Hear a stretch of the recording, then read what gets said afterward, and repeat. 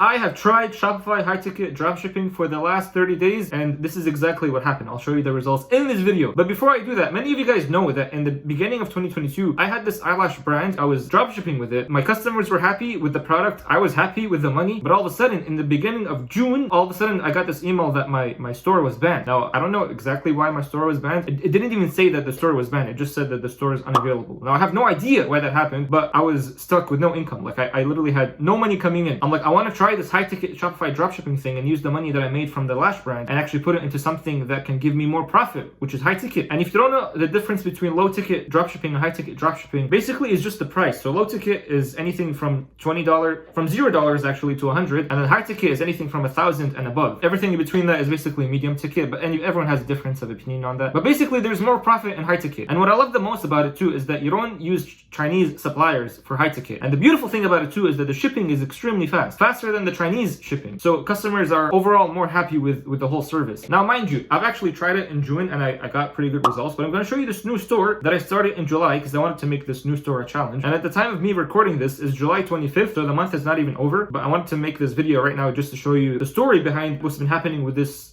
new store. And by the way, again, at the time of me recording this, July 25, I did get the eyelash brand back, so it's not banned anymore. I tried to fix it and I fixed it. But regardless, I think this is nice to show what high ticket is in comparison to low ticket. Now listen, high ticket Shopify dropshipping is way different than low ticket. So for high ticket, you're actually working with brands that are actually established. So you're not making your own brand. You're basically making a retail store and you're selling brands within that retail store. So think of Wayfair. You know how Wayfair is basically a massive dropshipping company. So what they do is that they don't have any of their own product. The only thing that they do is that they allow other brands to sell on their platform. It's kind of like Amazon, but it's not like Amazon because Amazon is for everything and Wayfair is basically for higher ticket things and things that are more about home improvement, furniture, all that stuff. So for high ticket, you actually, before you start making sales, you go and you try to call these brands. So for example, if you're sitting on a chair right now with a desk, some brand, some supplier actually made that desk. So if you go and contact that supplier that made that desk, you can work with them and they can give you wholesale prices, and then that way they can actually dropship your product. So this is basically what high ticket Shopify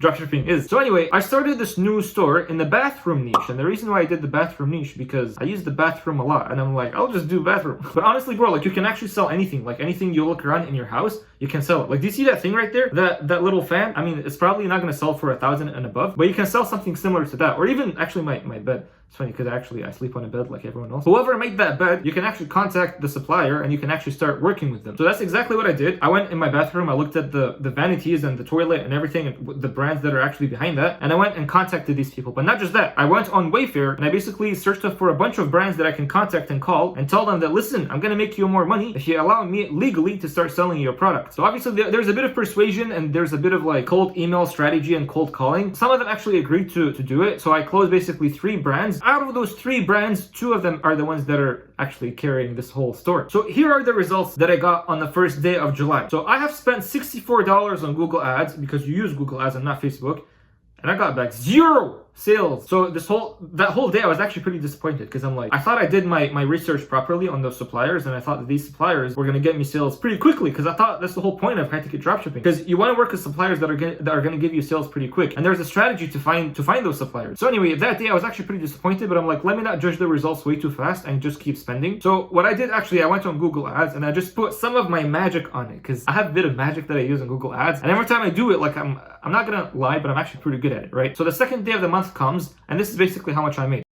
So basically I made $0 again, and this time I spent $79 and I got back 0. So like, Habibi, I thought this was gonna work. So honestly, I started rethinking my strategy. I thought the brands that I closed were not very good brands, even though I thought they were. And honestly, most stores, they have over 10 brands, like more than 10 brands that they have on their stores. My store only had 2 brands. Basically, to scale a store, you gotta have more brands. So having 2 brands is basically not enough for it. But regardless, I'm like, this is a challenge that I wanted to do with myself, even though I should have recorded it from the beginning of the month. So I'm like, I'll give it a 3rd chance, but this time I don't want to do anything. Like honestly, I just didn't do anything. I just left it. And by that, I mean that I did not touch the Google Ads. I didn't put any of my magic on it. So anyway, the 3rd day comes and I actually got my first sale. So I sold one of those vanity things and I got a $999 sale. This was actually the cheapest product on my store, so it's not that bad. And then the other positive thing is that I got a few add to carts, and add to carts just mean that like there is a bit of interest on your product. So then that day I actually spent $79 once again, and then I got back $999. That was basically the product price, but the product price, the profit in that is usually 20%. So just take 20% of 999 and then minus 79. So then you would get about $120 in profit, but it's about like 110 because like transaction costs and all that stuff. But again, it's still not profitable because the first and the second day I basically got no sales. So right now we're still in the negative. So we're not even basically profitable. Even though the numbers on the ads are actually Canadian and the product price is USD. So there's a bit of like,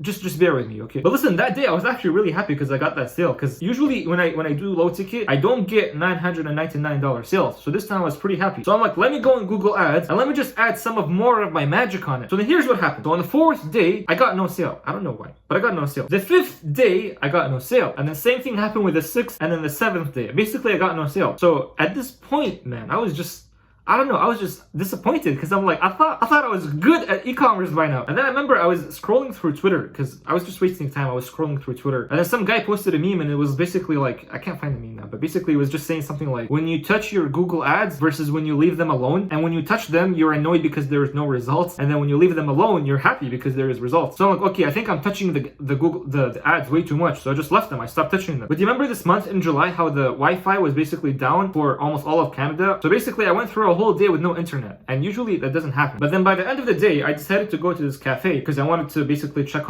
on my ads. So I go on and check on my ads, and then I see a sale coming in. So I'm like, damn, this is nice. And then that day I spent $55 and I got back $1,048 back. So that day I was profitable. I believe the profit on that day was $150 profit, like pure profit. So I'm like, okay, good. Let me leave Google ads alone again. So then I left them alone and I got no sales. So then I'm like, whatever. But then I left them alone again, and this time we basically got back $2,399 back. So that day I actually spent $38 and I got back around $2,400. And again, profit that day for that product price was basically 20%. So if you do the math, it's gonna come around at around $400 or 440, something like that. But still, if you consider all the times that we spent on ads, we're still like we're slightly breaking even now. And then I was thinking, I'm like, if I actually bring more suppliers on the store, I'm pretty sure I can make it even more and more profitable. So this is what I was gonna do. I was gonna add more suppliers on the store, but then I got distracted. I got distracted by this new business I'm trying to make, and I'll tell you guys about it. If any of you guys are trying to basically start some cash flow, I'll explain to you in another video, because if you're doing high ticket or if you're doing low ticket, you have to have cash flow. If you're ever gonna do e-commerce, you must have cash flow. For this new business I'm starting, you don't need any like ad costs, you don't need any upfront costs. Basically, if you have $0, it's good to start a business like the one I'm about to discuss in another video, because most people, they want to get into e-commerce, but then they keep asking us like, how much am I supposed to have in my bank? Should I have 5,000? Should I have 10,000? And there's actually no real answer. The real answer is you have to have cash flow. And if you don't have cash flow, you won't be able to do an e-commerce business like the one I'm doing, or basically any other one. And now I know my channel basically started from talking about TikTok organic, and TikTok organic is good, but this other business is going to give you money fast, because you're going to be working with people who already have money and who basically want your service. I'm pretty sure you've guessed it by now. It's basically a service business, but it's not any type of service. Like, I'll basically, in another video, I'll show you how to get clients like the way I'm doing it right now. Like, whenever you go broke or whenever you go below zero, you can basically just do this and you can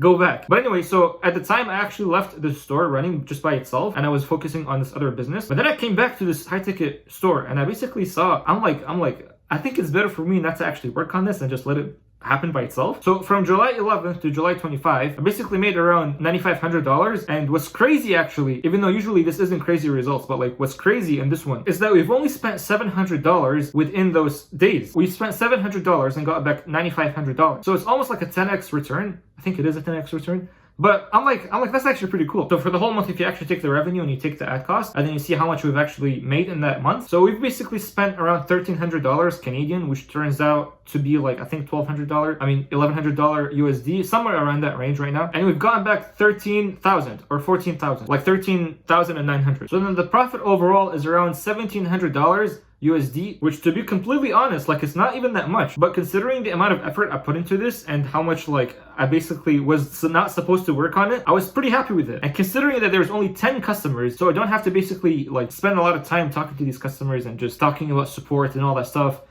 it's not that bad. But again, so this is only the first month of the store. I will be documenting this store more in the future, because again, on the store, I only have 2 suppliers. And to scale a store, you gotta have more than 2 suppliers, because 2 suppliers is like, it's like if you say that to someone who does high ticket dropshipping, they're gonna laugh at it. So you gotta have more than 2 suppliers, like at least 10, if you're actually going to try to scale the store. But anyway, so this is high ticket Shopify dropshipping. This is the end of the video.